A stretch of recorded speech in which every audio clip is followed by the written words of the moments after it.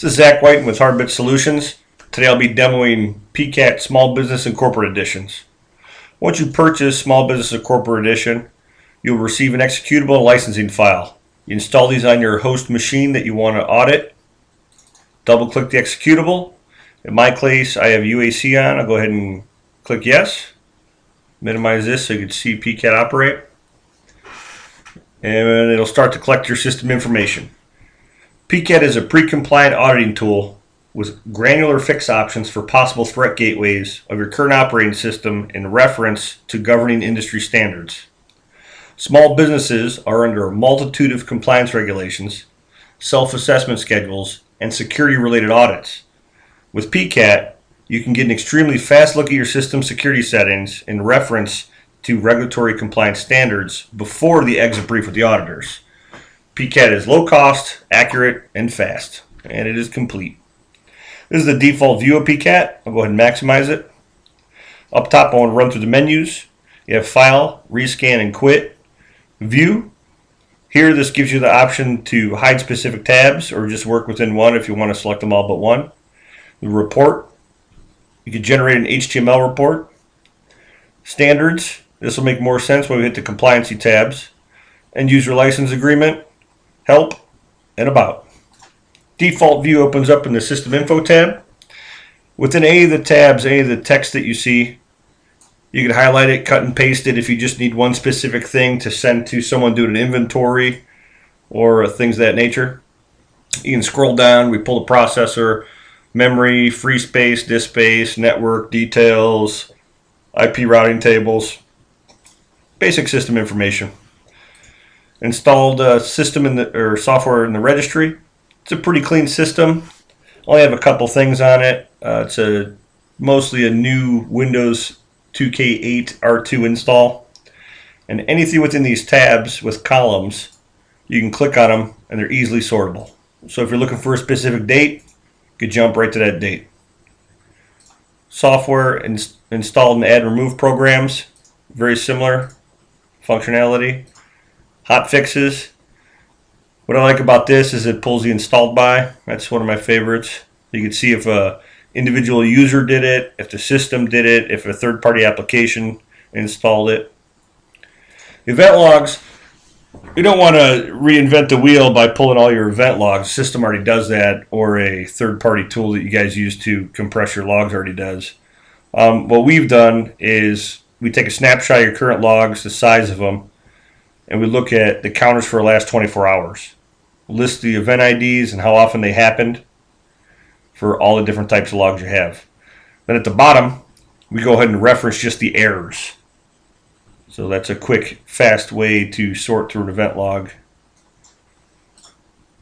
Services, pulls all the services, start mode, state. Once again, if you just want to see your stopped or started or running, quickly sortable. Processes, very similar to services and how it operates. Virtual memory is one of my favorites to look at. Who are my biggest offenders? Accounts tab pulls all the accounts that access the machine. Local pulls their SIDs, gives you a nice one-stop shop to track down a user or to see if there's a rogue user on your system locally. And we can move right into the compliancy checks. We have a manual checks tab.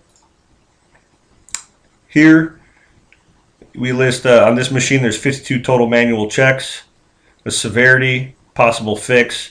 Possible fix walks you how to fix them mostly through group policy. Severity, you can quickly sort, see how many high severity findings you possibly have. Let's go to compliant checks. Compliant checks, 97 total. And you see in both tabs it lists all the standards. We'll get to that in a second. And you can see here that current value for these three registry settings meet the recommended value, so it's considered a compliant finding. Non-compliant. And here this machine has 236 non-compliant checks. So, and you can see by all the standards. Well, let's say work in a hospital environment or a medical environment, and we just want to see HIPAA. Go up to standards, click HIPAA. PCAT will go ahead and rescan, and it'll update the tabs just with the standard for HIPAA.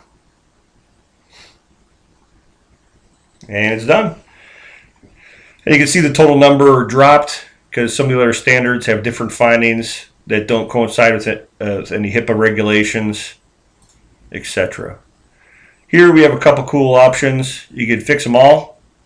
It'll highlight all of them and you hit fix. Or you could do them individually. I like to do them individually. Gives me some more granular control. I'll go ahead and click this guy. Go ahead and hit fix. You can see that you're not greater than 14. It's for your password expiration. Click fix.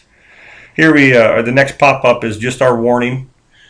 We definitely suggest that you have at least a backup of your registry, but hopefully you're running backups on your systems. So prior to inflicting another security posture on your system, validate that you have a good backup. And we highly recommend backing up the registry. I've already done that to this machine, so I'm just going to go ahead and hit just fix. Fixes are complete. Perform rescan. And PCAT will go ahead and rescan. And this number of 173 after the scan will go down to 172. And that finding that we fixed is over here, and it sets it to the default of 14.